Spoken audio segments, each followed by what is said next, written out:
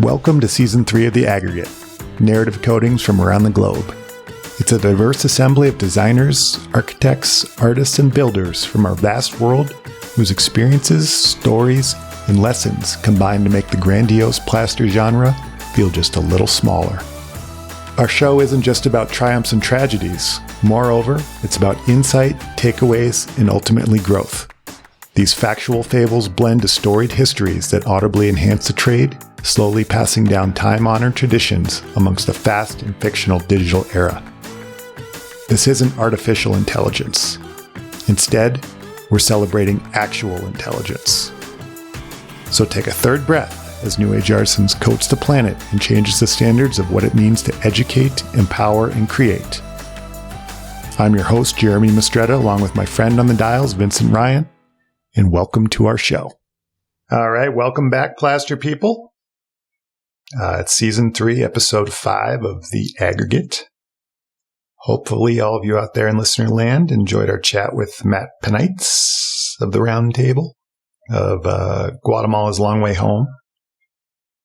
It was fun to talk about his East Texas roots and the selfless acts of kindness amongst a poverty-stricken country. Please remember, it's definitely not too late to donate to his cause. Just because our fiscal year is over, the nonprofit will still be taking money for future projects in 2026. Go to lwhome.org and click the donate button on the top right-hand side. If you can't find it, I will personally help you navigate the site. It's pretty amazing to see the arc of Matt's life and the ways in which he's integrated life skills to solve a problem and help save the world. It's valiant, it's effective, and resourceful. As humans living amongst a modern world, we don't have too much to complain about. We've got these phones that seem to connect us to everything and anything in seconds. With a simple click of a button, we can have most things delivered to our front doors. And as much as I pretend I don't like it, I realize that I push the buttons daily. And I own a company that relies on others to push those buttons too. I'm proud to say, however, that when the consumer push the buttons, they're connected to other humans who fully engage with their orders. I think we've really lost touch with human connection, even in the act of building. And sadly, slowly, plaster is becoming a victim. The medium is such an innate and engaged process, with each trowel stroke serving as living testimony to the effort of the applicator. As a consumer and a manufacturer myself, I would assume that you'd want your materials made by a person that genuinely cares, not a machine that's hidden behind a fancy marketing campaign. I do understand that we're in the post-industrial revolution and that we've entered the digital age of intelligence. And if we're going to rely on a machine to make our products, I definitely get it. And it damn well better be backed by an actual person who is fully aware of how it works. Not an AI-driven chatbot that's employed by a complacent CEO. This need for speed will ruin our trade and slowly our world, I promise you that. As consumers, though, we can dictate how fast our demise will happen as we slow the hypothetical churn of time and engage with companies that care. Even though they rely on machines to make their products, they still simultaneously support their applicators through true human connection, because they, as people, intrinsically care. It's these companies that may be able to kill the computerized beast, because try as the ChatGPT and Gemini may, they'll never have feelings like today's guest, my friend Nick Harmon of Fresco Harmony, because I think that this dude actually really cares. How's it going, buddy? Pretty good. It's funny you said Gemini. I just started using that. How is the Gemini? I see the Gemini in the corner, and it was like, talk to Gemini. And I'm like, go get bent, Gemini. Get out of here. I would never have started it if it wasn't for, shout out to Greg Strebe out of Springfield. He's like a computer dude. I interviewed him a while back, and he worked for Amazon. I've heard of it. And he got caught up in he was like in that corporate But he was like good. He was like this background dude making 6 figures with Amazon and all this, and he like had to quit because it was just like they controlled his life. Super nice guy, but he's like he's tech savvy, and so I talk to him about marketing all the time. We have these conversations. He set up like the entire Gemini 4 Fresco Harmony and just like texted me and sent it to me one day, and I was like, because I have my own opinions about AI and all of that. But I started using it. Fascinating. Like I just typed in like a couple quick like prompts, and it was just like unreal. Like the best answer that I couldn't come up with an answer that good. Yeah, just out of the gate. We're gonna go into that in a moment. I too have feelings. You're drinking coffee. It's like 8 a.m. How's the coffee? It's good. I drink it black. Nice. I'm onto the tea at the moment. Got doubled down on a couple cups already, and now we're into tea. Oh, you'll make a switch in the morning from coffee to tea. Yeah, because if I don't, I'll just hammer the coffee all day long, and it's What's wrong with that? I mean, it's strictly for sport, but eventually the sport starts to have negative effects on the body. I have to just stop myself and go to. I'll do water with lemon. Yeah, I have that. Yeah. See, I stop myself with tea. You can hammer that stuff.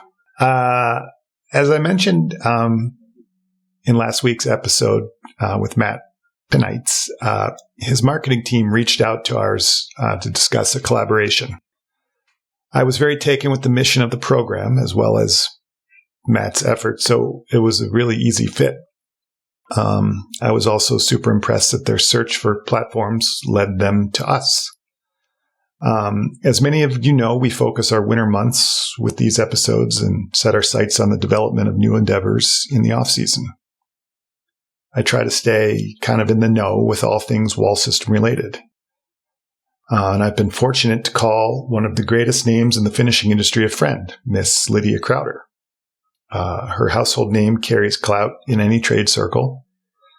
She's a common guest on many shows, including, wink, wink, nod, nod, this little show called The Aggregate. I briefly watch over her earned accolades as she hits up trade events and films content on The Build Show.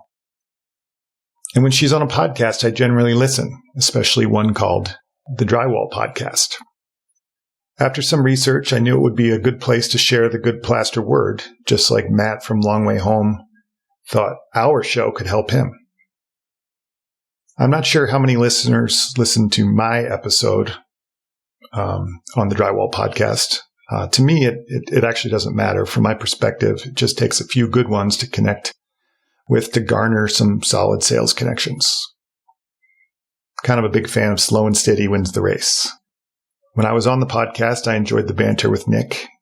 We talked about my story, how I got into the trades and in turn became a manufacturer. It was a fun chat, and not only did I want to repay the favor, but I truly want to know how someone took an idea that I've heard a few times and had the gumption, dedication, and just sheer cojones to turn into a very viable business. We're going to chat all about Fresco Harmony on the B side of the tape. But before then, I want to talk about the man behind the creation. So when you, the customer, call, you'll know the man behind the magic. So let's rewind the Drywall Podcast tape, Nick. Before the mud splattered and the knife hits the wall, where are you from originally, sir? I'm from Vancouver, Washington. Oh, I actually knew that. Yeah. Close to you. Yeah, I've been as far east as Missoula. Yeah. I believe I have. Yeah. Keep going 3 more hours. You'd be in Bozeman. I know.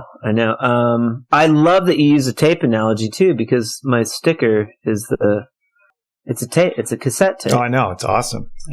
Yeah. Yeah. Do you rewind that thing with a pencil? Feel free to copy. I mean, but it's cool. And another marketing idea is to people that come on the show that have businesses or sponsors, I could do like an actual mixtape. Like this is the mixtape for Tape Tech, or Tape Tech mixtape or something, and write it on there with a QR code. that goes to their cool. show. Awesome. Yeah, I'm definitely not going to copy because I think that's your idea, but I will tell you that I'm very smitten with it. And I definitely, Thank you. Yeah. I definitely give a nod to it often when I talk about the B side of the tape. Yeah, I could do a podcast. I could do a tape with the aggregate on it and your interview and send you a bunch with your QR code. Nice. Yep. First. But it never occurred to me. I was like, I want to make a cool sticker. I like stickers, and stickers are a big deal in the drywall space, especially. But it got a lot of response, Yeah, it's epic. It's again, back to what I was bantering about before, the human connection. It's like people can relate to it. Yeah, especially Gen Xers. Big time. Vancouver, Washington. Yep. What was it like there? Sounds cold and rainy. Yeah, cold and rainy. More specifically, Battleground, Washington. But I spent 10 years in Carson, which is a small logging town up the gorge in the Gifford Pinchot National Forest. We were very close to Mount St. Helens when it blew. I was about 3-4 years old. Ash all over the house and everything. When I was 10, we moved to Battleground, Washington, which is a suburb of Vancouver, very popular now. I have to say Vancouver, Washington, because people don't realize, and they think Vancouver, Canada. If I say Portland, they think Maine. But it's right across the Columbia River from Portland, Oregon. Natalie Portland. Yeah, Natalie Portland. And fun fact, the Columbia River separates Washington and Oregon in that area, if you don't know. And so throughout my youth, I thought that rivers always separated states, which didn't turn out was the case. That was not taught to you in geography class. Giant rivers. Yeah. It definitely separates a lot of countries in Europe, though. They do. Ah, there you go. Yeah. Flip the globe around, start checking it out. But yeah, it was rainy. I didn't like the rain. Yeah, that's why I'm in the Southwest now. In the Southwest now, where there's no such thing as rain down there. At least not very often. It does. We don't get as much. We're spoiled with the sun, don't get me wrong, but Albuquerque is at 5,000 feet, and it does get cold, and it snows here, and we have a ski resort right on the Sandias. So the Sandia Mountains, which overlook Albuquerque, are, I think, 10,500 feet at the peak elevation. So it's high desert. Yeah. Beautiful. Being in Vancouver, I know, just because I know you a little bit as a person, you're a big soccer guy. Your kiddo's a big soccer fanatic. Were you a soccer guy growing up? Yeah, I played college soccer 2 years at George Fox University in Newburgh, but it wasn't as big as it is now. The MLS was, which is Major League Soccer, that was it was very new. Might have started in 89. Mm-hmm. You have to fact check that, though. But I remember seeing Casey Keller play college ball at University of Portland, and he ended up being one of the first U.S. English Premier League soccer players. He was a goalie. But soccer's infectious. It's one of those sports that just completely, so not having a family soccer background or anything like that, that's why that sport has become the leading youth sport in America. And it's why I think it's why it's driving the sport, quite literally, in the United States, and why it's become so massive here. I mean, people don't even realize how big it is. And it's just insane, the way the kids are now. I played baseball and wrestled and ran cross country and things like that. He just plays soccer. And I love it that he plays soccer. I wanted him to, but I'm a pretty chill, parent around it. I try not to push him and all of that stuff. He gets pushed enough. It's crazy how competitive it is at a very young age. Oh, yeah. Yeah. I mean, I coached my son's team for a while, for a couple of years, and then it, got to the point where we started to want to do some other things. But there are some kids, and he's in high school now, and there's some kids that I really, really noticed some skills with very early on, and those kids are still excelling. And I see their parents around, and we're friendly, and we talk, and it's like, oh, he's here now, he's here. I'm like, holy smokes, dude! Like, these kids are just getting pushed all over the place, and for the most part, they seem really happy about it too. Well, soccer, I wish that I had the type of opportunities that Sean has, my son, because I would have just glommed onto it too. I had a goal. We lived on a farm in Battleground. We had horses, and my dad like welded a soccer goal. And I used to go outside, no shit, and we had a floodlights, and I would just play and shoot for hours and hours. Art wasn't necessarily on my radar. It was all soccer all the time. I had this old VHS cassette tape of Pele called The Master and His Method. And I watched that thing. It was like a copy. And I watched that thing until it was all grainy and lined. And I would just, and that didn't come from anywhere. It just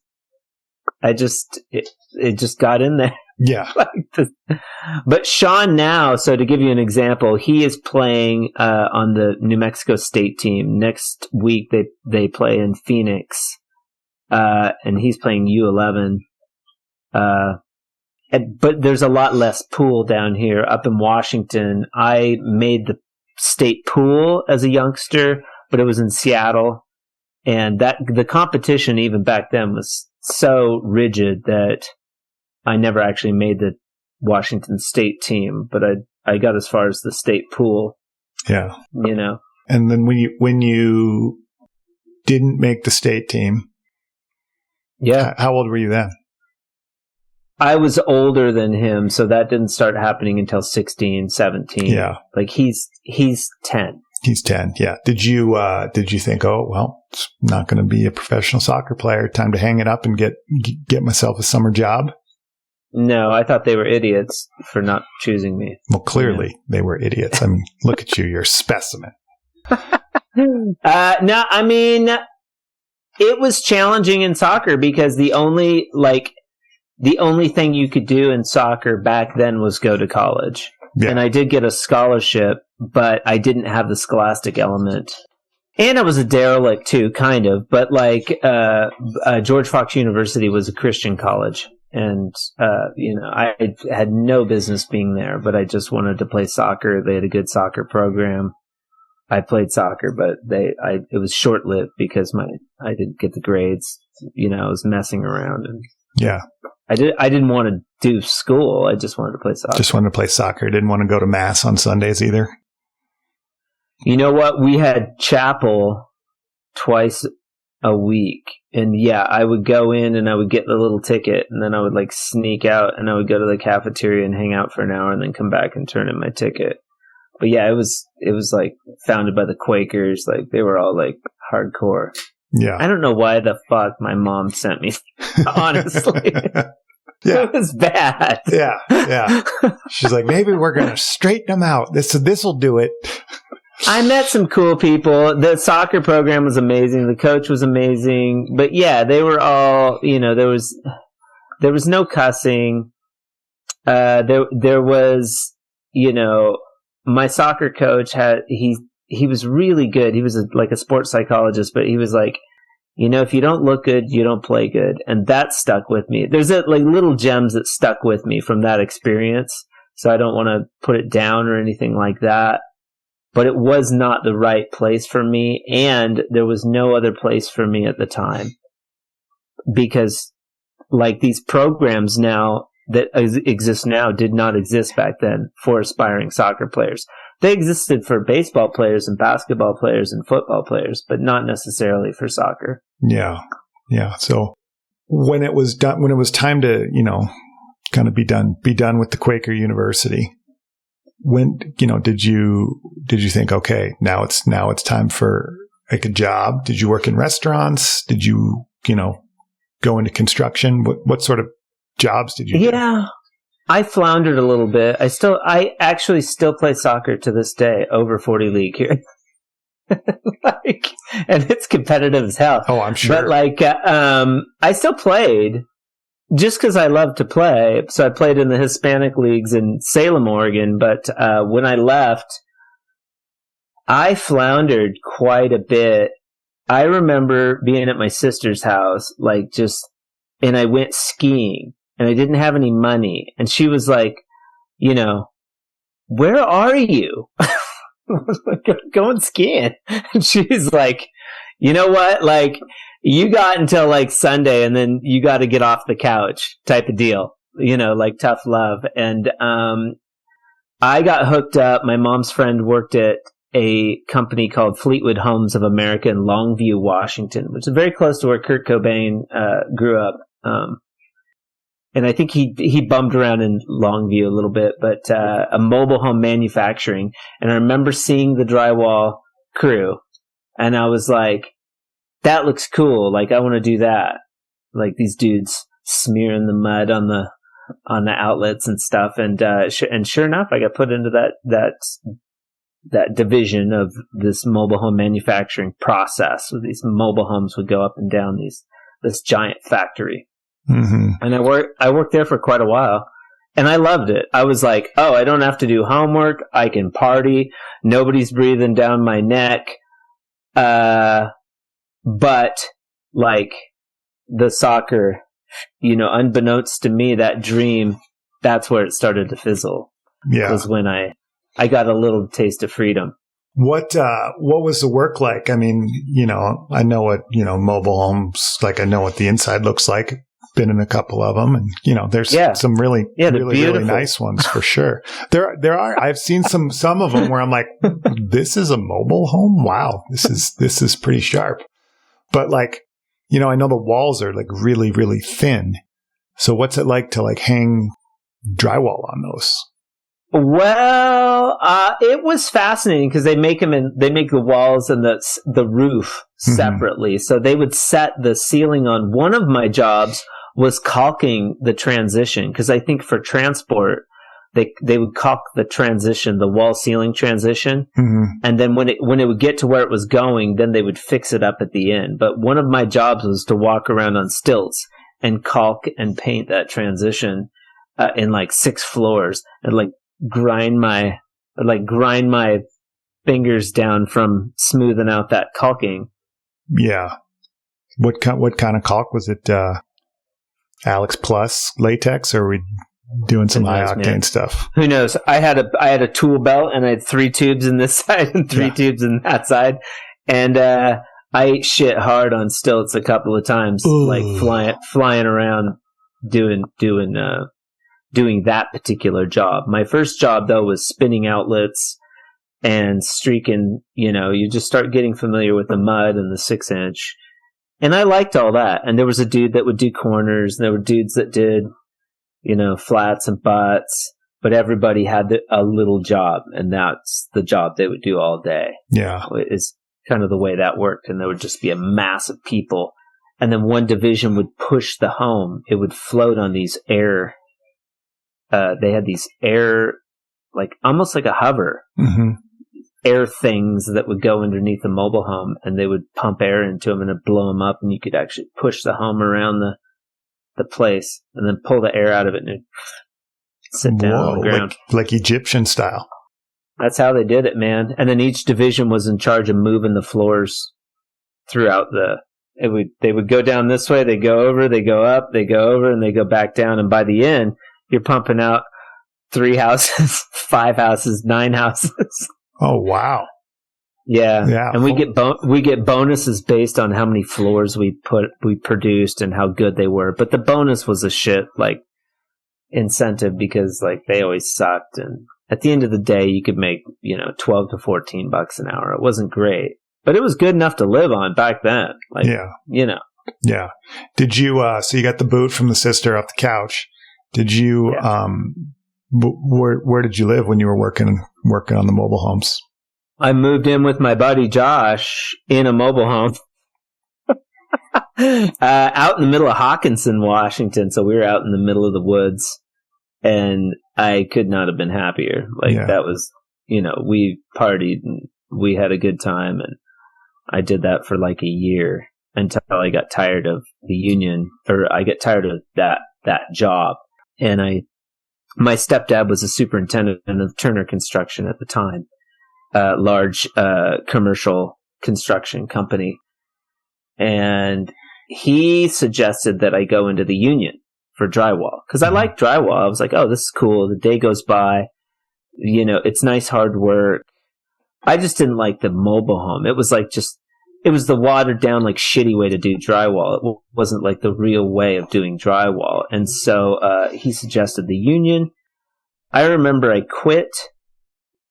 Prior to that, I went to this like life course. They have these life courses, landmarks, Life Spring, all this shit. So I went to one of those and I realized there were aspects of my life that I didn't like. Where I was working was one of them. And so I decided to leave my job. No notice. I was just couldn't handle it anymore. And I went home. I talked to my stepdad. He was like, oh, call this dude. And I called the dude, and he was like, well, you got to go get your union stuff filled out. I went and got the union stuff filled out. As I was walking in the door, same day I left that job, the phone was ringing, and it was the dude saying, can you show up? Did you get your stuff filled out? Can you show up at it was huge condos in downtown Portland in the West Hills. And he's like, can you show up there at 7 a.m. tomorrow? Same day. Crazy. No cell phone or anything. And then I started in the union, 50% apprentice, drywall apprentice. And I showed up with jeans, which you're not supposed to do. You're supposed to wear whites. And I had a plastic pan. And those dudes just were ruthless, making fun of me. A plastic pan. Oh my God.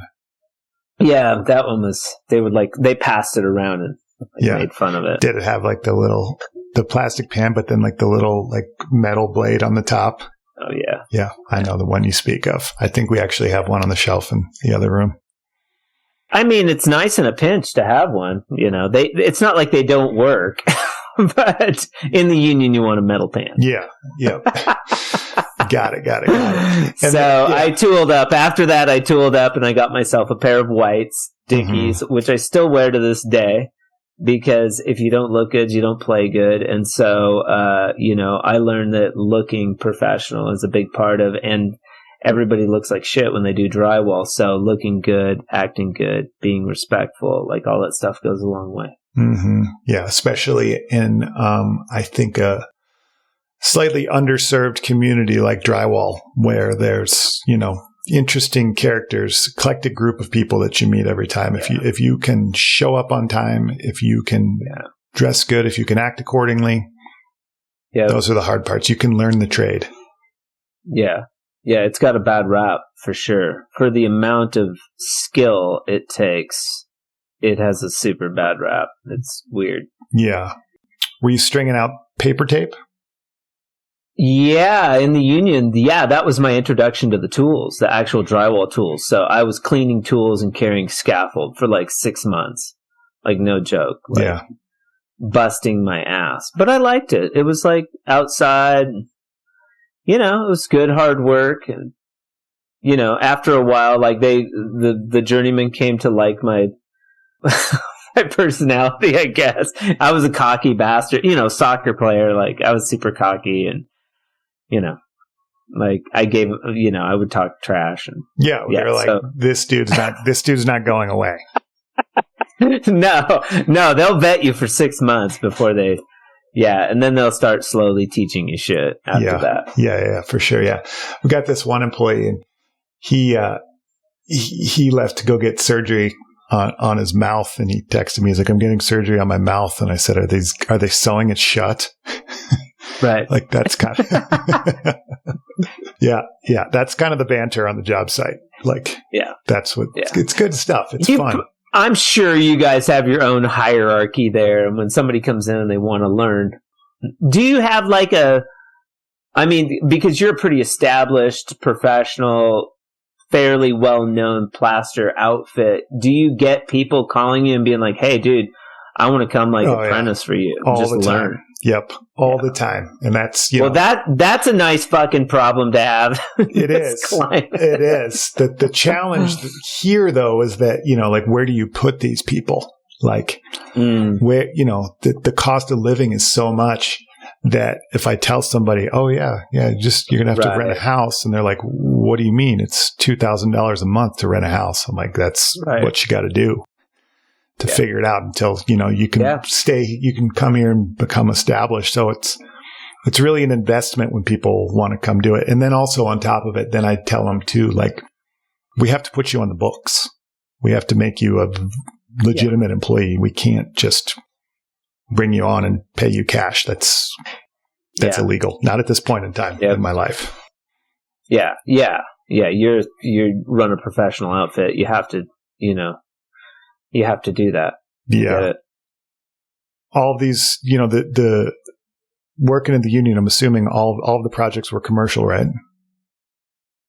Yeah, they were. So I was in the union Local 360 in Vancouver, but a lot of the work was in Portland at that time.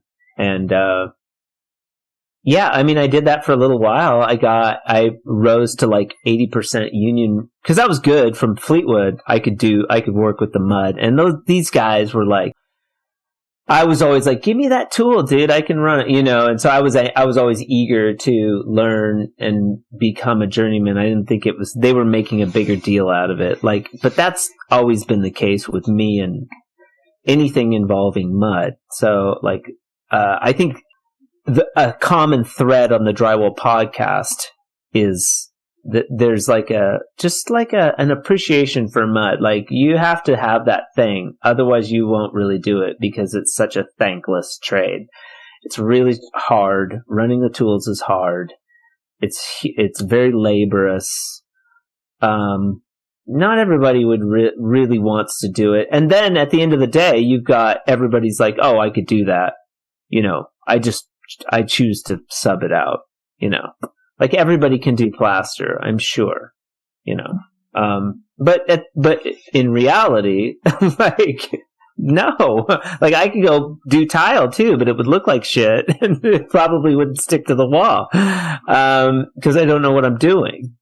Yeah. A lot of these trades, like anything that happens after, what I call the white phase, where it's just like the sheetrock goes up, you're in the white phase. Commonly folks say, oh, I could do it. I could do it. Then do it. Just do it. Then what am I here for? Yeah. Or maybe you can't but with my product now, I'm just like, well, here's the color pack. Yeah. Bye-bye. Let me know if you have any questions. Yeah. Or maybe you can do it, but can you do it? Can you do it well? Can you do it with speed? Can you do it with efficiency? And can you make money? And can you make money off of it? Right. That's always the big challenge. Yeah. So how long did you were in the union for how long? How many years? I was in the union about a year and a half, and I remember specifically I was on another one of these epiphanal moments, and I've had several, but I was on the 205 bridge heading over to Portland to go to work, stuck in traffic in the drizzly rain, watching a plane fly. And I remember my mom used to say, I'll bet you that plane's going somewhere warm. And I had this thought, wait, I could go live somewhere warm. And my brother, my stepbrother at the time, was living in Bisbee. He had done that same course, and he was living down there, and he was running for mayor. He was this weird dude. And I didn't know anything about Bisbee, and I had saved up $300 or $400 vacation pay, because in the union, not only do you get benefits, but you get vacation pay. I was making good money, $18 an hour. Journeyman wage back then was $25.80, which was a good, that's a livable wage. Full benefit package, all that. And I went down to Bisbee on a vacation, and I didn't realize that the world was so big. And I just quit the union and I moved to Bisbee. Like, no work. I just was like, I'm going to live down here amongst the hippies and see where my fortune takes me. And my thought process was, if I could reestablish like soccer, work, everything that I have in Vancouver in Bisbee, this weird little town, well, then I could do anything. And that's what I did. Yeah. And then, how long did it take to, become established in Bisbee? Not long. I mean, my stepbrother was down there, but here was the rub. I went from making $18 an hour vacation pay, full package, benefits, all that, to piece rate, which I'd never heard of. 8 cents a square foot to finishing houses myself, piece rate. And I was about 20, 21 at the time. Yeah. 22. You get real good, real efficient. I got really fast. Yeah. I got really fast with the tools. I got really good at finishing houses. The Mexicans thought I was crazy, cause I was like this lone gringo. And, but I was doing art. So one thing I did take away from the union was they busted out colorants. We had to take these classes in the union.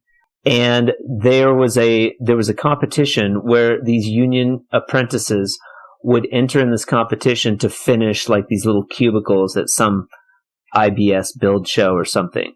It was a national show, apprentice show, where you could like compete. But one of the walls was like a textural wall. And I remember in the union, this union dude showed us this finish, which was one of the first finishes I did. And it's really cool. Started doing after I was playing with color and mud. It's where you roll on Elmer's glue, and then you put the slowly drying Elmer's glue is like falling down the wall, and then you put mud over it while it's still wet, and the fucking mud slides and cracks, and you get these, wherever it's heavy, you get these big stress cracks. And I've done a little bit of it, now, and I've done walls and fireplaces and shit like this. It looks smoking, but you can put fans on it and stuff. And I immediately made this crazy ass monkey piece because I just had an intrinsic artistic ability. And this was in the union in Washington still. And so I had started already I was like, oh, 3-dimensional mud art. Like I can do art with color and mud. And I remember the apprentice, instructor, because every time I would go to the class after that, it was like every Monday you had to go to this apprenticeship class to get, your increases. And I would go to the class, and the instructor was like, finally, he took the colors away. I would just go to the color place and I would start making art with mud because I just loved it. And, which is ironic because they're looking for new things. Like I was a diamond in the rough at that point, and I was like, fuck you. I went down to the store and I bought my own color, and I just started making my own art in my garage. Yeah. And I was making art on sheetrock, and I still do. That piece behind me, that's a piece of my art. Oh yeah. Roofing metal, it's roofing metal, J-metalled, and I sandwich it around, and it's finished with epoxy. Nice. But so I started doing art, like art pieces with color and joint compound, and they were cool. And so when I moved to Bisbee, I had my first art show with color joint compound. Nobody was doing, I had never seen anything like it.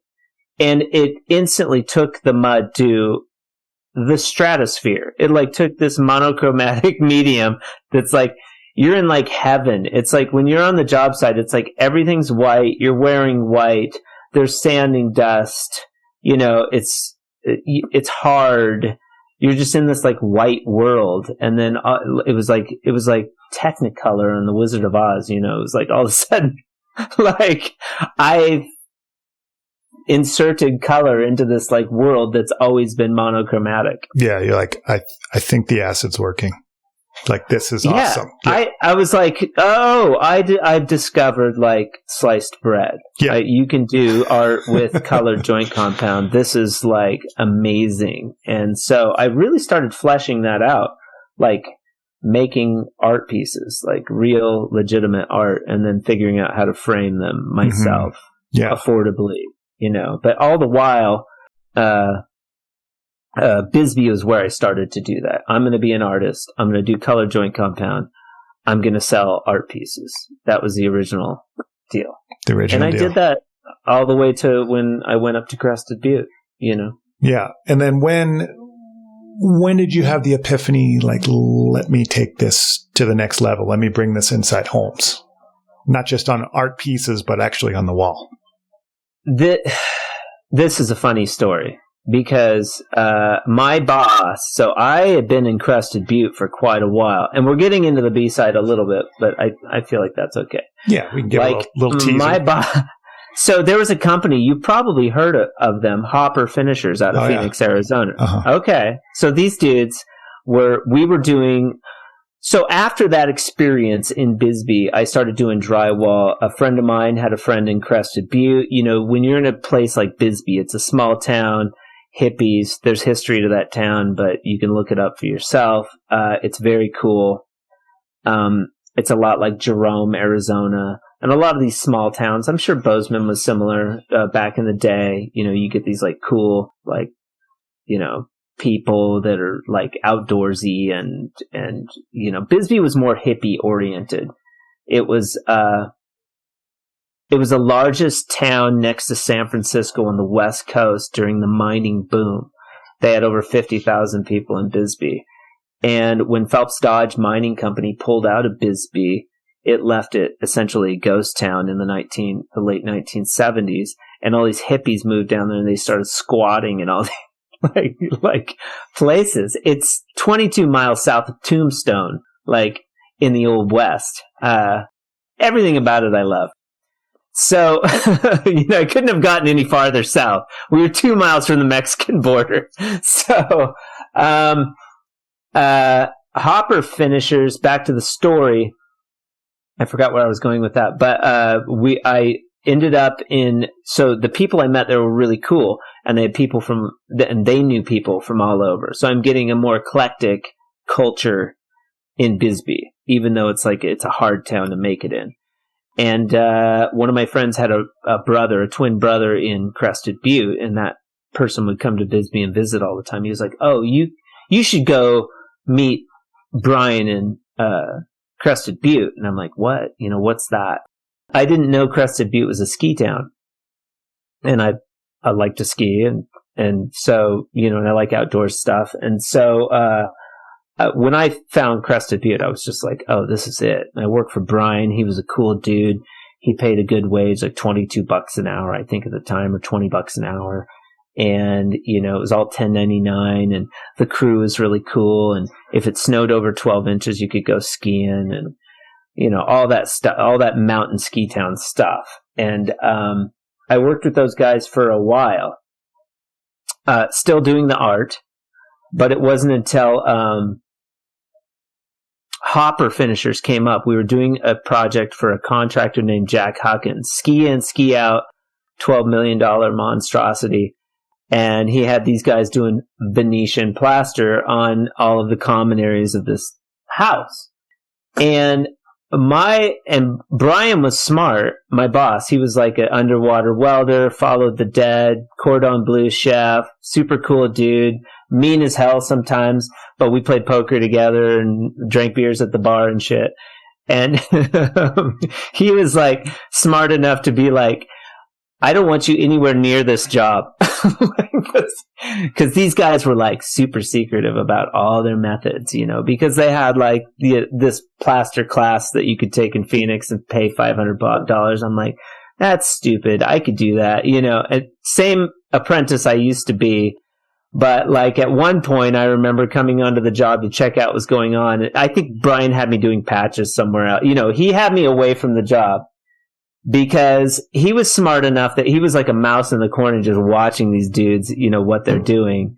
And Brian was a cool guy. He's like, we could figure it out, And I remember coming to that job and asking all these questions, and these guys like laughing at me, and oh, do you want to tell him? Do you want to tell him?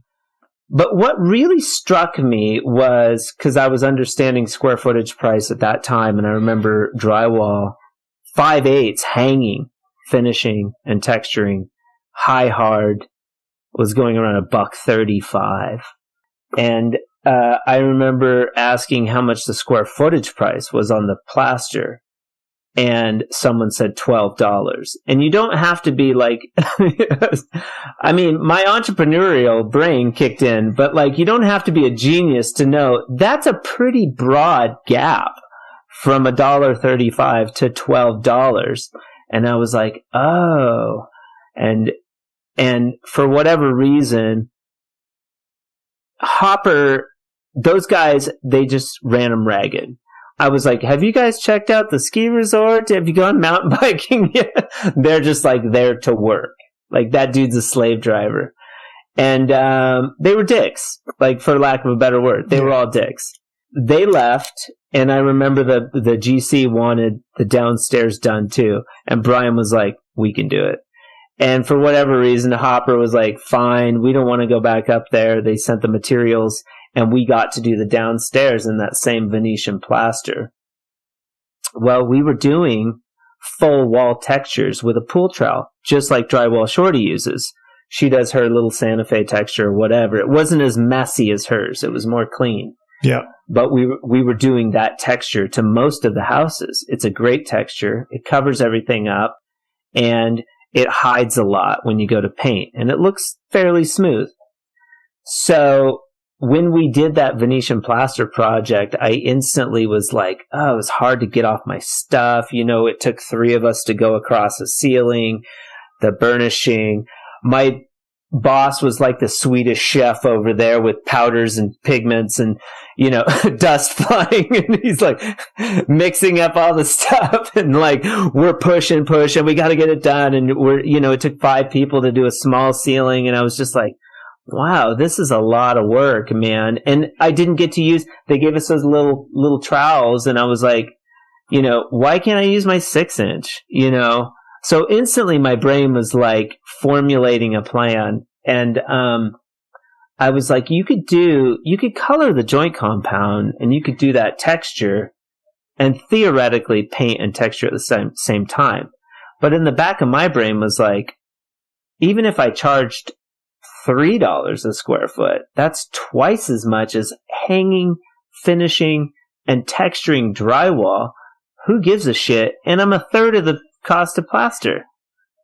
That was my initial thought the very first time I did plaster. And I was like, I'm gonna do this. Yeah. Hell yeah. Yeah. I mean, it just takes like the spark. And it's funny, as you were talking, like I was like right there with you, like listening in parallel to the things you were saying, because I remember these epiphanies that I had. I remember the first time I saw plaster. I remember talking to the plaster guys. They were fucking dicks. And I remember like creating my own reality based on what I wanted to see. And people were like, you can't do this. You can't do this. And I'm like, well, fuck you. Watch me fucking do it. Yeah. And next thing you know, here I am doing it. So I look at that, and like folks would think like, oh, is this a conflict of interest for you to have like Nick on your show? And the answer is no. Hell no. It's not a conflict of interest. Like kindred spirits.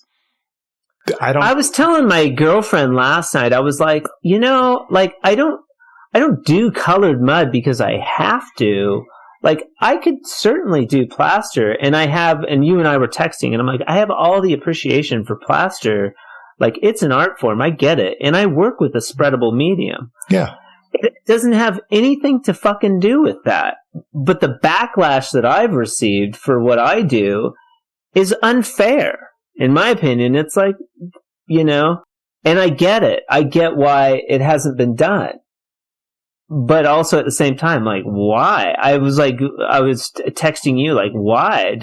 It seems so easy that I didn't even want to tell anybody. Like, oh, I don't want to tell anybody because they'll steal it. I for a long time I did, and that's where the seed was planted, but it wasn't like I didn't know how to formulate color. I didn't know how to seal it. I was using liquid sealers. But back at that apprenticeship class, this monkey piece, I'll try to find a picture. I used to have a file of all my old joint compound art pieces.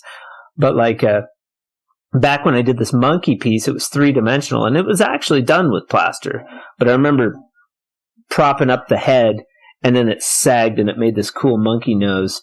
And then it was like very abstract. Like, I'm an abstract artist, but like I made like this like, you know, aboriginal like monkey head. Yeah. And I remember I've fashioned the sheetrock, because it was on sheetrock. It had to be backed, but I fashioned the sheetrock with OSB, cut it out, and then I tethered the thing together with hemp rope. Nice, very hippie of you. heavy ass. Well, and like I was making hemp necklaces at the time. This is how hippie I am. And you know, I was like way into necklace making and stuff. But did you blow glass? I didn't, but I knew a glass blower in Clackamas, and I would get the pendants, and I would create these colored hemp pieces around these like beautiful pendants. Nice. Which I still have a couple of those. But did you smoke some super dank weed too? Always. Yeah. I had no clue that swag weed even existed until I went to Bisbee. And they're like $40, dude. They pull out this bag. I'm like, whoa, where'd you get all that weed? You know, and if you're listening and you're young, weed used to be illegal, and you couldn't get it anywhere unless you paid like $40. And in Oregon, it was like only chronic. Yeah, you didn't get no. Straight up, you can't even tie your fucking shoe when you put the. You're like, yeah, and so I liked the swag bud because like I could smoke it all day long, and I wasn't like dumb. Yeah, and so yeah, working man's weed. That's what my friends call it. Yeah, I was like, this is fabulous. I'm in the Southwest. It's sunny every day. I can smoke weed all day long. Yeah, but that monkey piece, the painting apprenticeship team took that piece, and all of the apprenticeship kids, you know, at the time they were kids in my class, were like, oh, well, Nick's going to win the competition because nobody else could like make anything like what I was coming up with. Because one of the walls in the competition was in like an art wall. And so I was just doing like art. Like I would just do like a sunset mural or something on the wall with color and joint compound. And the painting people took that art piece and they sprayed a water-based acrylic.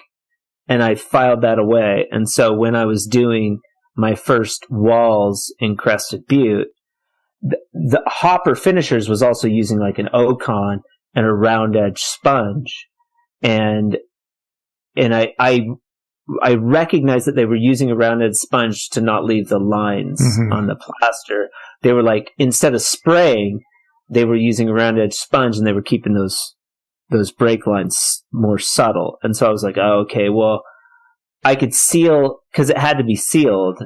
Like early on, I was like, it has to be sealed. So I'll use a round edge sponge and like a water-based acrylic. And the water is to not discolor the mud, because it's more susceptible. It's more porous. Yeah. So, you know, like early on, I had already had a background with the color doing art, and I knew how the color operated with the mud, but I didn't have a clue a color consistency. Going to walls was a different animal. Yeah. But I was like, oh, art's really hard to sell, but I could sell fancy walls. Definitely. Seems like a stupid idea. Like, I wouldn't encourage anybody to do that because it ended up being like such a hard thing to sell. But I ended up, you know, I got to Albuquerque because there was no women in Crested Butte. It was very hard to find, like probably like Bozeman too. It's like 3-1. Yeah, you know, and you got these like, yeah, you don't lose your girlfriend, you lose your turn. Yeah. And they're like, you know, where Crested Butte, where the cows are cows and the women are too. You know, you get these like just beasts. Yeah. You know, these beastly women. Montana was like where the men are men and the sheep are scared. That was always the line. Yeah. Yeah. Yeah. So it was about that time that this thing called the internet was evolving, and a thing called Match.com popped up on the internet, and I was like, oh, okay, like I can meet chicks from Salida or whatever. And like, I can expand my search to like from 50 miles to 100 miles. But this one girl from Albuquerque popped up on my radar, and she was a hairdresser. And, we're skipping a little bit there. There was a lot of vetting early on for this wall concept, but she ended up, we ended up dating for like a year or two, and she would sit in her chair and talk about this new guy that she met from Crested Butte who does these beautiful walls. Well, she has high-end clients. And I'm like, oh, I want that, And so I would drive down to Albuquerque and I would do walls, like for these high-end clients, and I'd make a little bit of money, but I was like, oh, I can live with this person that I'm seeing, and also there's a market for what I'm doing here. Whereas it was a little harder to sell in Crested Butte, oddly enough. And I didn't know how to sell anything. I was a drywaller and I had zero experience, no marketing. I didn't know really what I was doing. I just was just going to do it. Yeah. Yeah. My thinking at the time was, I'm going to move to Albuquerque. I'm going to do fresco harmony, and I'm not going to fail no matter what. Perfect. Let's close the A side on that. And then upon return, because I know, and we can talk about all the horror stories of what failing really feels like when you start a manufacturing business. And there's plenty of failures. Yeah. Let's hit the pause button. We'll be right back. Hey team, Vincent here. Many have mentioned that plaster is having a moment. At New Age Artisans, we're happy about that, and add that plaster is the moment. As our world continues to spin faster and faster every day, this magical medium offers innate and constant beauty and commands us to engage our senses, giving us greatest gift of all, presence. As we admire carved pieces, ornate cornices, rendered facades, and veneer coatings, the impossibility to encapsulate the word plaster into a simple and cohesive definition is evident. Each country, region, and township can have their own meanings, uses, and purposes for plaster. And as the public stares at shiny internet images, the demand for knowledge has become more prevalent, with architects, designers, builders, and homeowners being tasked with repairing, restoring, or recreating elements of this lost art form. Historical information is sparse and is the gateway to entrance into the trade. Sadly, these coveted secrets and tightly held techniques run the risk of extinction if not properly cataloged, and newcomers deserve ease of access into the field as a global labor force continues to dwindle. What if there was a place that preserved these techniques and fast-track gateway information that encouraged craft folk to stay engaged and thriving in the field? Well, that space is here, and it's called the Placer Portal. With a small annual fee of just $75, baseline members to the Placer Portal get access to tips and tricks that they can't find anywhere else online, as well as discounted pricing on New Age Artisans plaster blends in our growing global market. Are you wanting to further your plaster expertise? We're here for it. With a simple baseline account, subscribers can upgrade to our Artist Series classes, taught by niche and industry professionals from around the world. Learn cornice in situ and sculpture from the United Kingdom, Tattalact from Brazil, floral casting in the States, and drywall from an industry icon. But that's not it. We have more in the hopper as we're constantly creating new content. Sign up is fast, easy, and affordable. Head to newageartisans.com and click the Placer Portal link to get started. We're gaining new members every day, and we can't wait to have you as part of our community. Before we get back to the show, here's a past guest with a quick hello. Hello, my plaster friends from all over the world. This is Aslı Tekin from Turkey, and you are listening to the aggregate. Enjoy. All right, everybody, we're back. Asla Tekin from Turkey.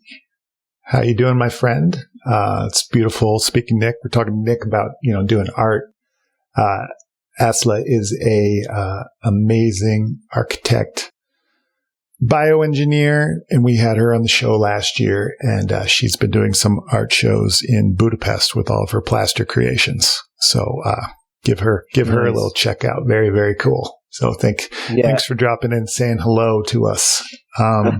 Before the break, we were talking about Nick and his love of soccer, his hippie roots, and his overall desire to do something a little bit different than your traditional drywall. His mind was set free by getting his hands on some color and broke the silence with some color. And he had just moved from down in Arizona up to Crested Butte and then back to Albuquerque, where he was not going to fail in the world of Fresco Harmony, a company that he had created, integrating drywall, mud, and color. Like I said before, I definitely knew people that did that and knew people that, were going to do that. Mm-hmm. But nobody that was ever going to do it on a scale in which you have done it. So, regardless of what anybody thinks, and if a hater's going to hate and say, no, it's not plaster. Yeah, no shit, it's not plaster. It's Fresco Harmony. It's something that Nick created, and I think it's fucking awesome. So it looks like plaster. Yeah.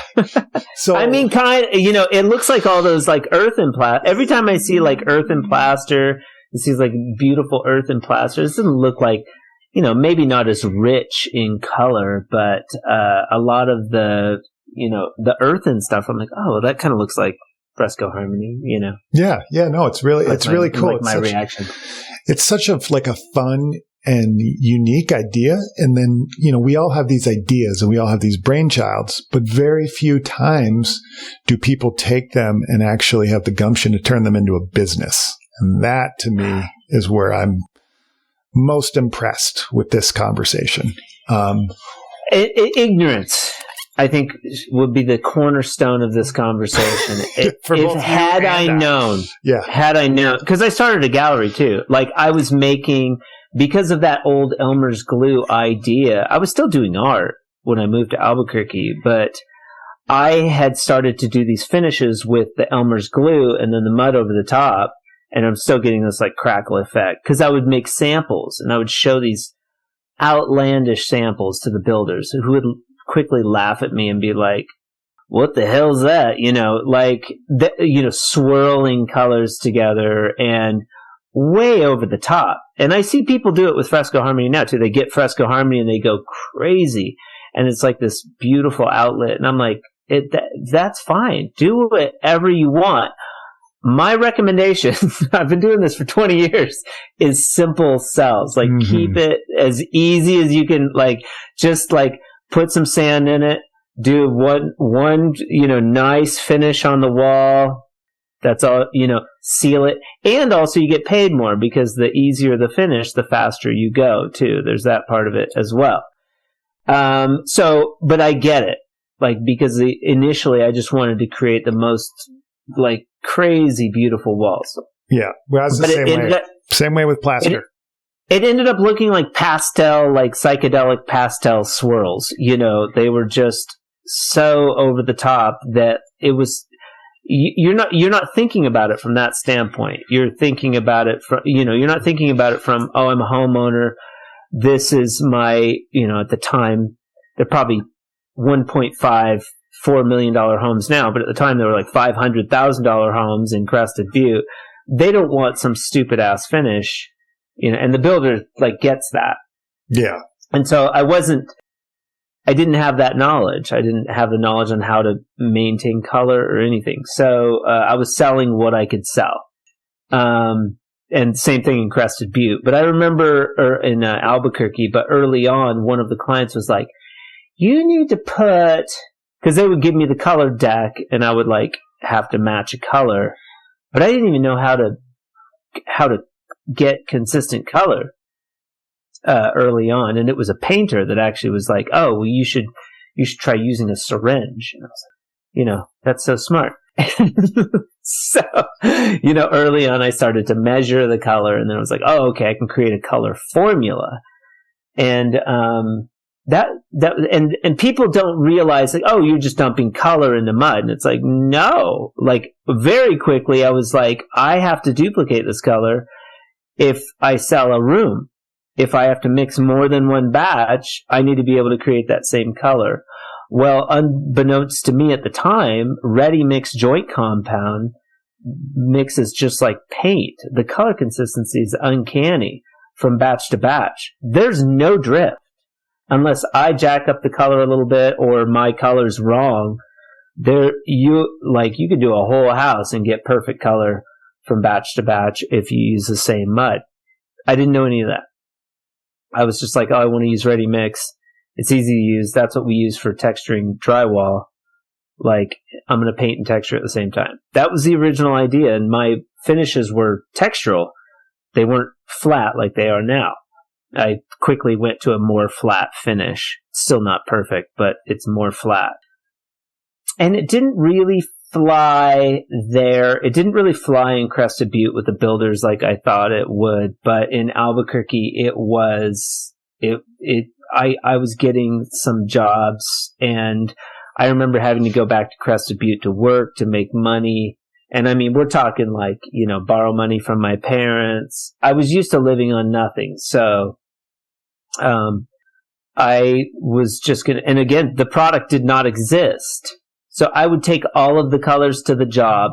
I would dump the colors into little couplets, syringe out the color to mix each batch. That's how I was doing it originally. I mean, so when people say, oh, he's just dumping color, it's like, yeah, I'm dumping color, but man, there's a method to the madness. And then it's like, how do you seal it? So for years, I was using that water-based acrylic, and you get these like cloudy, sort of, there's a sheen, but it's kind of cloudy. Mm-hmm. Water-based acrylic. It was strong, but it wasn't strong enough. It was still like you could scratch it. And, at that time, another fun fact, Variants and American Clay were both coming out of Albuquerque when I moved to Albuquerque at that time. Like, I have two massive competitors with huge backing. Like, people are like, oh, American Clay this, American Clay that. Have you seen American Clay? It's like, no, I'm just doing fresco harmony. Thanks, but no thanks. And one of the designers, I actually made my own acrylic finish, because essentially Variants is an acrylic finish. Very, and they've gone through changes and stuff. I work with the developer of Variants, Rob Knight. Another Danny Carrillo, he's been on the show, but they were dealing with Variants, and then there was this whole like American Clay world. Webster Enterprises out of Santa Fe. I met Chris Webster. I know him, and then their family were huge backers of American Clay. I remember when I first came out with the product, the 8-ounce bottle, the color pack. I took it to that dude, and he was like, oh, that's interesting. Have you seen this stuff? Have you tried using this stuff? And he gave me a little bit of American Clay, and I was just like, seriously, like, people don't even understand, like, what I'm up to. And many of the people that I'm selling to in the drywall space, retailers included, are like, well, why would you color the mud if you're going to just paint over it? Like, you wouldn't believe how many times I get that response. Oh, yeah. I get it once or twice a week still. So it's like, well, or why would you do that? Why would you want to do that? And it's like, well, and my new response is like, well, why would you want to put granite countertops in your house? Why would you want to hang an art piece on your house? It's like, because it looks pretty, man. Because like, it makes you feel good. And even deeper though, what I've realized about plaster and specialty finishes is that, in my opinion, it absorbs light. So what I've found is like, because it does beg the question, well, why is plaster more attractive than just a painted surface? Well, paint is reflective. You get a reflective, more synthetic look out of a painted surface. Whereas if you have a surface that's absorbing light, you get this like spectrum of color that doesn't exist on a more monochromatic wall. And I think to me, that's where the warmth comes from. That's what makes a plaster wall more attractive. It's not just the smoothness, it's the feel of the surface. Like, because it's like, well, yeah, why would you do that? Why would you take more time for walls? And that is a really interesting conversation, because when you think about walls, and this has maybe come up in your pitches, it's like 80 to 90% of the visual space in your home is walls. And they're still just doing shit texture on every house. It blows my mind. Even an accent wall here and there, they don't want to do it. And part of that is because of plaster and the high prices and complication of plaster. Because when they see Fresco Harmony coming, they're like, oh, you're just another plaster system that's not going to solve the problem of speed. And I want that look, but I want it fast and I want it cheap. And I think that's where, Fresco Harmony comes along. Now, that said, also what I've found is that Fresco Harmony is a gateway drug. There's a lot of drywall dudes that would have never considered doing specialty wall finish if it wasn't for plaster. And now they're looking at Portillo. They're looking at, your Tadillac. They're looking at micro cement systems for bathrooms and things like that. And so I think that whole conversation is expanding. Or I have a client in Colorado, and the designer wants Tadillac. I'm like, you should call Jeremy. Like, he's like sells the stuff, and he's an expert. Like, McRae, Joel McRae. Yeah. Had you met that guy before? No. Yeah. Dude does a shitload of plaster and Telluride. So how is that not helping both of our companies to work together? He might be doing the whole house in Fresco Harmony, but he's doing five bathrooms in Tadillac. That's sweet. Yeah, it's awesome.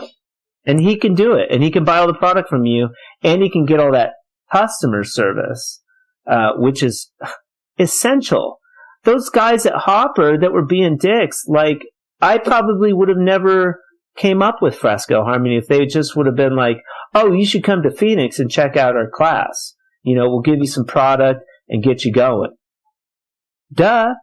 Yeah. Then that's, again, a big reason we kind of started doing what we were doing is because of this entrance, this gateway. I spent so much time trying to figure it out, so much time failing, and the failure was good. It really was good. But at the end of the day, like I could have had my learning curve softened a little bit with some ease of entrance if I had somebody like me. So I just decided, well, I'll just be the change that I want to see out of the whole operation. And just really just change the overall paradigm of how these systems are approached with everyone, and how, we don't hide it. We share it with everybody. And then we take these, even now being a contractor, I have employees that, they want to better their lives. They don't want to be employees anymore. They want to go run their own show. And that's like a boss's worst fear. Now it's a total dream for me, because I'm like, look, let me show you how to do this. You want to leave here? Great. Go for it. I'll sell you the product now. You're the competition. Not anymore. You're the customer. What do you need? Yep. Yeah, it's been happening in Albuquerque, because we're selling an L&W. Variants went through a bunch of different changes, but he had a built-in audience. American Clay had financing, so they were able to pump a bunch of money into marketing, and they did a fabulous job of marketing. Just ridiculously good. So good, Croft. Nicely done. Yeah, it was great. And they became popular in Canada. Like, I'm marketing up in Canada, and American Clay's up there. And, people have heard of it. And, and so that that was all very interesting back at that period in time. But like I was still fleshing out the system because I needed to come up with like a system that was easy and fast, because I'm competing with these dudes at a very low square footage, and I was still like pumping like too low a square footage price. People can do Fresco Harmony here for $230 a square foot and still turn a profit, especially if they're doing, whole house or large amounts of footage. So it's great for that. I mean, I think honestly, it could bring back the plaster, if there's a system that's like really fast and efficient, like somebody can do a whole house in 2 weeks. Well, that's pretty cool. And I think it just helps everybody, honestly, So we're not quite there yet, but they are finishing whole houses, and there are contractors that are climbing on board, like Joel. We've got contractors in Vail and also contractors here in Albuquerque that are doing whole houses, which is cool. But it certainly didn't start there. That product's been out for 11 years now, and it was that relationship with Rob where we got to the sealer part of it. So I am using an acrylic, a water-based acrylic, but that came from Modern Masters. I was using that sponging technique. The mud would absorb that Ocon. It wasn't Ocon, no. It was. I would use Varathane was one of them, I think. But they were water-based acrylics. And then I did a project where we were covering Adobe brick. So in the Southwest, we have this stuff called Adobe, which is really weird. You've probably seen it. If you haven't heard of it, it's a mud brick that they make out of just the freaking ground. And they build walls out of Adobe mud bricks. And they'll leave it exposed. They'll coat it so you have this real bumpy, undulating surface. Well, I had a client that wanted a shit ton of that covered up, and I had no clue how to do it. So I talked to a contractor, and he's like, well, you should get a stucco company to cover that up because it requires lath and like a brown coat. Again, didn't know anything about lath or brown coat or the Southwest or weird bulbous surfaces or anything like that. There are Smurf houses down here. They're really weird, flat roofs. And so this company came in, and that company was they did the lath and brown coat, I think was $2, and then the Fresco was $2. So $4 all in. It's like a $14,000 bid. I was nervous. I called my boss in Crested Butte. I was like, I got this big job. I probably made $5,000 at the end of the day, over a month period of time. But I remember him saying, look him in the eye and bid him high, because I was like nervous about, giving this bid. And he's like, that one stuck with me too, by the way. Look him in the eye and bid him high. Nice. I like that. Yeah, that one's a good one. So I got that job, and the stucco company was big practitioners of the Variance product because they had relationships with Rob Knight in the area. There's all these like deep-seated old relationships in Albuquerque I was not a part of because I was new in Albuquerque and I didn't know anybody, which is another huge inhibitor to doing what I was trying to do.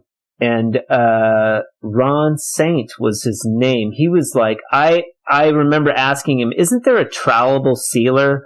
I need something that's like thick, that like you can just smear on this mud and seal it. And he was like, oh yeah, try Modern Masters top coat.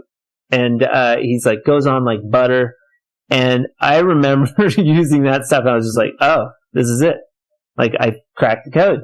Once again, or a major part of the code, a sealer that works really well with mud that seals your wall and makes it so it's not quite so porous.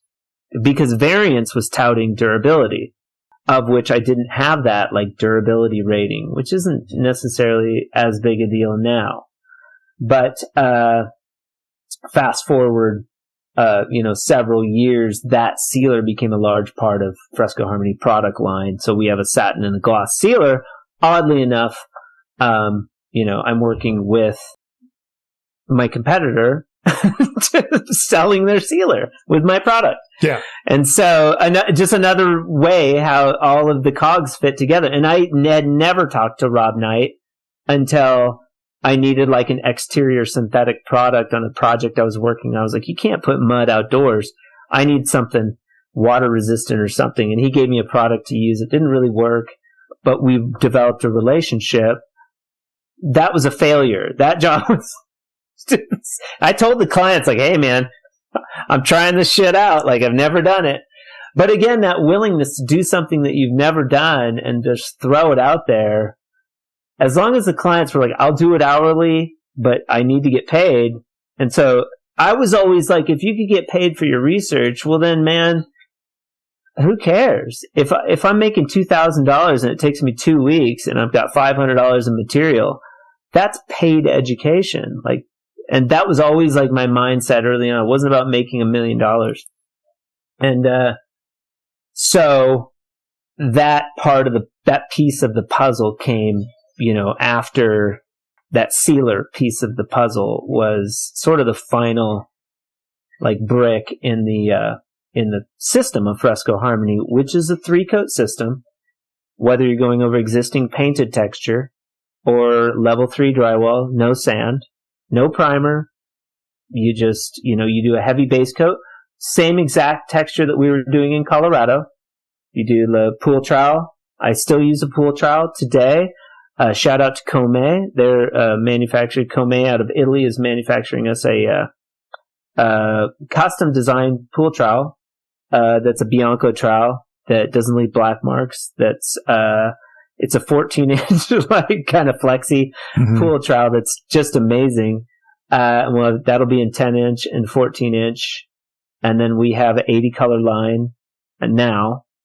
And we have a myriad of this top coat, Fresco Harmony top coat, which is a clear acrylic sealer that you trowel on. Nice. So you have 80 colors. Do you guys do custom color matches? Yeah, 80 colors that we market, and that part was really challenging too, because I realized early on you had to do custom colors. So we do custom colors. I think it's $125 for a custom color. Which that's still too low. L&W will do custom color stucco for nothing. And I'm like, you guys are nuts. Because you get people coming in asking for 5, 6, it takes you so long to make these colors. Like you should charge for colors. And I guarantee you'll get less people asking for, because you pass that charge on to the client. It's like, oh, you want to see 4 colors? It's going to be $600. Like I don't have time to go like, dilly-dally and make you color all day long. I just can't, and I still am like very strict about that today. We do, so then the custom colors were living on the website, but I changed that around. We have 80 colors on a color chart, and I wanted to match up the color chart with the website so that it's not so challenging, I guess, to purchase. It's like, okay, here's 80 colors.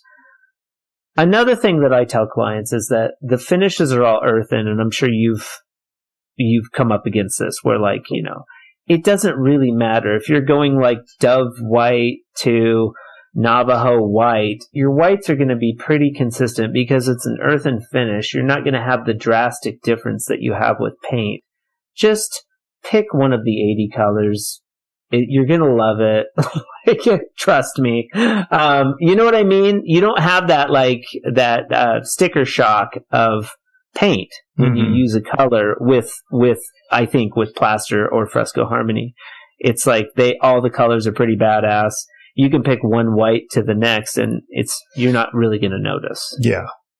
Very, very similar here to, and I don't think most of the time we don't necessarily have homeowners that are kind of like asking for custom color matches. Most of the time it's designers, and then designers traditionally want to, set themselves apart and be unique compared to other designers. So they're asking for colors that are like so insanely esoteric. I'm like, what is that? Like, I don't even know what that color is. Is that a number? Like, that is weird. Yeah. But all right, let's do it. So.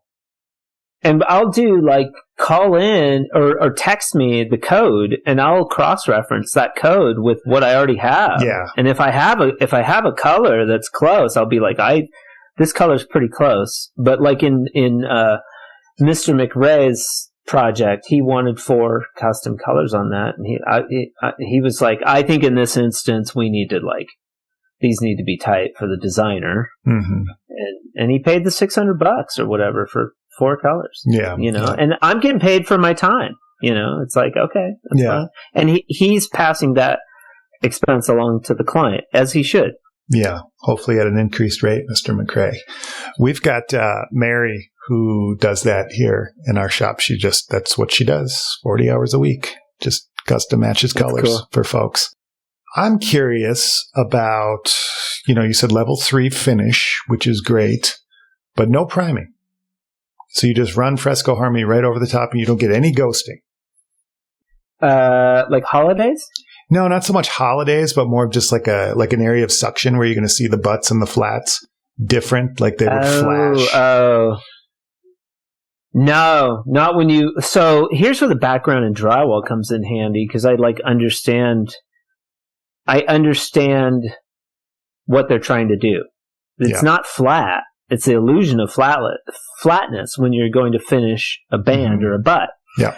So if you don't know, for your listeners, like when you go to finish drywall, you tape it, which is level 1. You coat it, which is level 2. And then you coat it again, which is level 3. And even at that point, if you were to paint over that surface, you might see a butt and a band. Yeah. Because it'll flash. And you're going to see that hump of the mud. Well, what's beautiful about that texture is that it's a full wall cover. So essentially, you're getting not only a third coat, or a fourth coat over that band, because you're covering the whole wall with a heavy base coat. You're getting a 5th with another tight coat. But instead of those coats being like just on the band or the butt, they're all over the wall. Yeah. So you're floating that whole wall out twice. And now if you shine a light down that wall, it's not flat. It's what I call imperfect smooth. And which is also beneficial because it saves time, but it's consistently inconsistent. Yep. So if I shine a light down that wall, I'm not seeing a butt and a band. I'm just seeing like the undulation of a sort of a flat texture.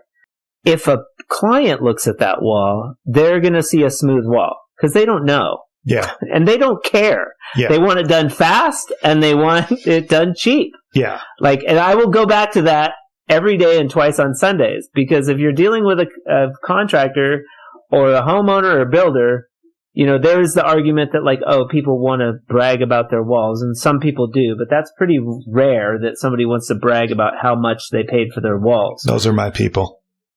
Those are your people. Yeah.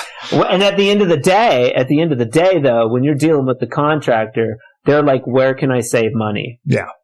And for a case study was in Napa Valley, where we did a large, 10,000 square foot home. Oh yeah, I read your article on your site, saving Napa Valley from plaster. I was like, who the fuck is this guy? No, this guy? Saving Napa. And you'll have to, if you do read that blog post, I'm not, writing is not my forte, but I do enjoy writing. Yeah, but it's more of a case study. Yeah. I should change it to, the case study for Fresco Harmony might be a better. No. Cause it's like, it got my attention. That was what I loved about it. Like it got my attention. So, even what I do know about these people, when I say those are my people, the wealthy, the 0.01%, they love to save money. They love to spend it too, but they also love to spend it. They're not rich because they waste money. That contractor asked the drywaller, hey, do you know of anything that we could do? The plaster bid on that job, I think, was like $275K. I actually drove up to Napa because this was a big deal for me at the time. And I met Dave Clark with DC2 Drywall, the contractor, and I visited the project. 400-year-old olive trees, transported to this property. I think he paid $25K per palm tree, wine country, the works. Oh, yeah. And they're using colored joint compound and sand. Yeah. Yeah, as long as they're happy. No, I mean, like I said, I don't fault you. I don't fault anybody for it. I think it's awesome. Well, in that instance, that builder was looking for a way to save a little bit of money. He did. Dave had challenges on that job, of course, but I think he came in around 3 something. The plaster guy was probably pissed. But still, that guy's crushing it in Napa Valley still. It's not like Fresco Harmony's coming in and taking all the plaster work. Or worse yet, the painters are always like, well, you're going to take all the painting jobs. It's like, are you? I hope. Yeah, I hope I can do that one day. And that's just that's a complacent answer, or that's a complacent statement, I would say. I see a lot of folks here, granted, I have a different perspective than anybody, but I see folks come here and we'll train them, or folks that we train online, and they're like, whoa, I just want to learn this. I want to be the only person in my area that knows how to do it. And I don't think that that's the best technique. I think that's naive. And it has really taken me to the point, obviously, I realize again, from my perspective, I would like to sell as much plaster as possible. But the more and more I see applicators showing up and doing it, the more and more the word gets out. And folks aren't necessarily going to just hire you because you're the only one. They're going to hire you for all the other reasons other than you're good at plaster. Yeah. And that's what I tell all these applicators. Yeah, this conversation is fabulous because this is the conversation of sales. So what I'm running into is that a drywaller gets a call from a builder, they need a drywall bid. They can do that all day long. They come in and give drywall bid, every house. I'm dealing with a market, but they don't know how to sell. And I'm like, dude, you got to make a couple samples, throw them in your truck. Yeah. If that dude doesn't know, my neighbor right here is doing a remodel on a small house. And I went over and showed them they had a fireplace. And I was like, I got a $1,600 minimum, man. I'll do this for $1,200. Cover it with quickset. There's a little bit of touch up I had to do, but it would have been a fun project. And I told him about Fresco Harmony, and I was like, you could learn how to do it at the same time. And the builder wasn't interested in me doing it, but he's interested in the product. And it doesn't matter if you're the only one in your area doing Tadillac or Fresco Harmony or anything. If you're not selling it, you're not doing it. Yeah. The people that do Fresco Harmony, they sell it, man. It's crazy. And you can see the difference. And my other favorite response is, oh, well, that doesn't sell in my area. And it's like, well, Fresco Harmony didn't sell in Albuquerque until I moved down here and started selling it. Yeah, just show up and be willing to have skin in the game, and put the material on the wall. Go to your friend's house, go to your cousin's house, go to anyone's place, go to a place of business. Work extra hours, take photos. The photos don't have to be insanely high end. Just have something where you're showing the client that you care, that you have the skin in the game, and you're going to show up at their house on Monday morning at 9 a.m. and they're going to hire you on that and that alone. Yeah, social media presence, the freaking drywall podcast. I mean, that was, my friends thought I was so stupid. But there wasn't a podcast, a real good podcast for drywallers out there, that told the story about drywall. And people think the same thing that they think of the podcast, like, oh, what a snoozer, And it's a really interesting podcast, but people have an association with drywall, and it's like, man, the painter's making the same amount as the drywaller, and that drywall is they're hanging, just like in Crested Butte, man, they're hanging, finishing, and texturing that drywall. It's so much work. People don't even realize the amount of skill and labor it takes to do all those steps. And it's like shit money. Mm-hmm. It's crazy to me. All you have to do is insert Tadillac, or Fresco Harmony, and you can offset your wage using the skills and tools you already have on the job, The designer that I just met here in Albuquerque was like, oh yeah, we need somebody in Albuquerque doing Tadlac, And Jeremy's like, oh yeah, you should do Tadlac. I'm like, I don't want to do Tadlac. Yeah. I want to sell product, but I'll totally outsteer people toward the new age artisans for all of their Tadlac needs. Yeah, and then we'll send Sam Johnson over from Santa Fe.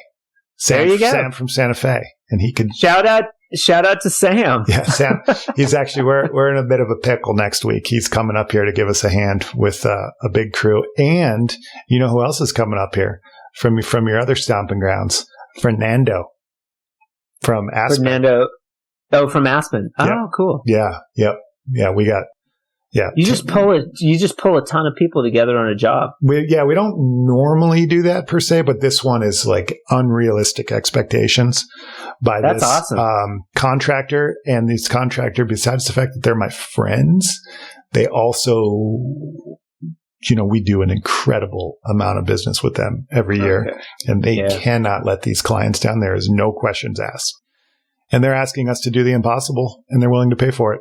So I'm like, cool. Fucking A, let's give her hell. So yeah, I have your video crew on that shit, dude. I'd be documenting that whole thing, interviewing the builder you work with, all that shit, throwing it up on social. Yep, we're doing it. Carl's unaware. He's in the next room working on a repair video, but I'll let him know. Carl, get in here, Carl. I'll be like, guess what Nick said, Carl.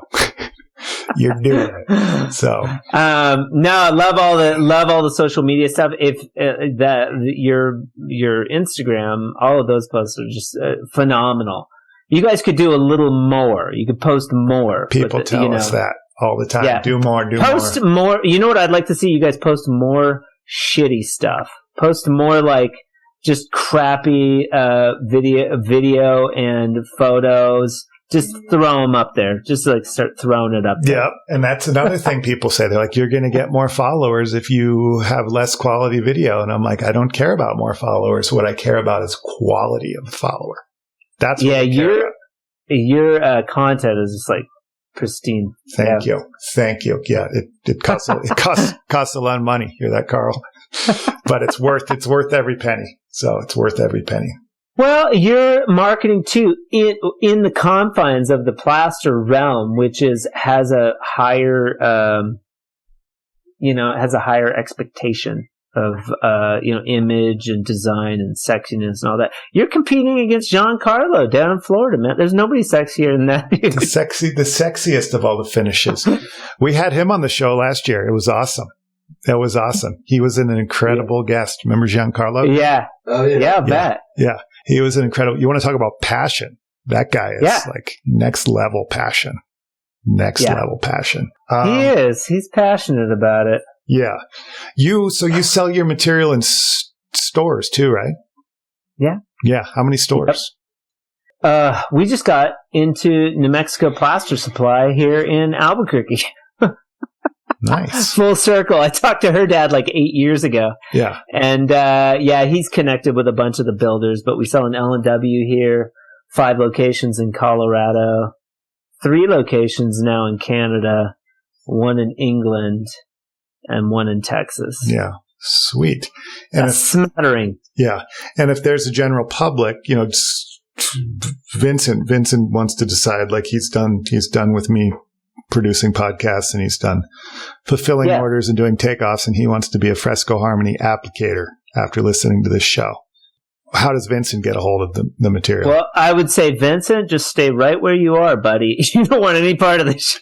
It's like Dewey. It's like Dewey and walk the line. Yeah, walk hard. He's like, you don't want none of this, Dewey. Yeah. The hypothetical proverbial Vincent. How does he get a hold of it? The website, you can go to the website, www.frescoharmony.com. That's also on the CSR website in Canada. We're also on the GWI in Swindon, England, has a new website. Fresco Harmony is on there. We recently just started a TikTok shop, so I've been working feverishly on that, getting that going. And that's a big deal, marketing wise. I just think there's a lot of potential there. Yeah. You've got a social media platform where you can also say you can buy this product right here. Boom. Here's the link. They buy it. So yeah, check us out on TikTok, Instagram, Facebook, LinkedIn, YouTube. There's a ton of videos there, but you can reach out to me directly at info@frescoharmony.com, and I'll send you a free sample pack. And you'd be like, what's this Fresco Harmony stuff? Hey, I heard you on the aggregate. I want a free sample pack. I'll send you the link. You fill out the form. I send you a sample, and you can try it out. Beautiful. Beautiful, beautiful. Do you have any what do you think's next in the world of business for you? I mean, man, I've been working on this tape tech and like Ames guys, but like the drywall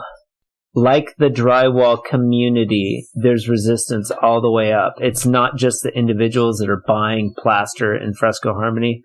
I include plaster in this too.